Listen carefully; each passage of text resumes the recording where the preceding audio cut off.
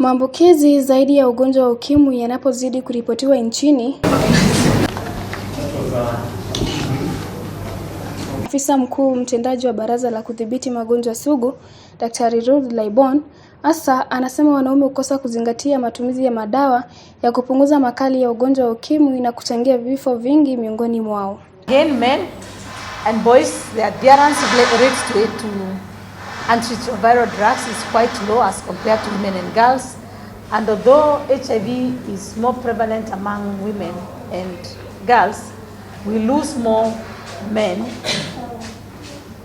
and boys to HIV because of one, they don't come to the hospital early. We only get them in the TB clinics, and when they are sometimes very sick or they've been sent to the hospital because of pneumonia or any other disease.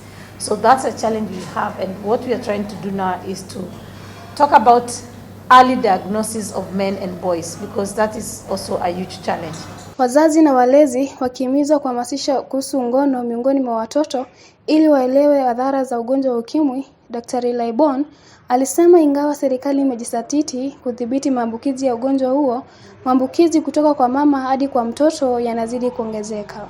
Although we have made progress in the elimination of mother-to-child transmission of HIV, we are still having a challenge.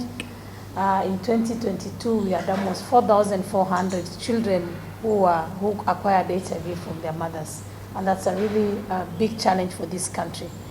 And this is happening when the science is there, when you have the medication, and the only thing that you don't have is that cooperation that you could have had between the mothers who are giving birth with the doctors and the community to support them from suffering from the stigma and discrimination that then stops them from accessing the medication. Mtaalamu wa magonjwa ya kuambukiza anayeshughulikia watoto, Profesa Ruth Nduati, alisema nyakati zingine kuna changamoto za kupatikana kwa madawa ya kupunguza makali ya ugonjwa wa ukimwi. Was the identification that breastfeeding HIV infected women who are not on any antiretroviral drugs had a 3-fold increased likelihood of dying. Because the studies we were doing were randomized, we were able to give very definite information. And for those who had advanced disease, you heard Dorothy talk about how you waited to be treated. It was a terrible time, You waited to get sick so that you can get the ARVs. Now, for the women who had advanced HIV, there was a 14-fold increased risk of dying. And then, for their children, even if they were not HIV infected, if your mother dies, you have an 8-fold increased chance of dying as a young child. Naye Dorothy Onyango, ambaye ni mwadhiriwa wa virusi vya ukimwi, akishirikiana na shirika la Women Fighting HIV, wanatoa hamasisho kuhusu athari za ugonjwa wa ukimwi. Science, then of course we need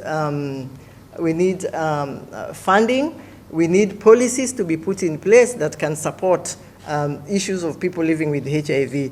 Eunice Cheruiyot, Undugu TV.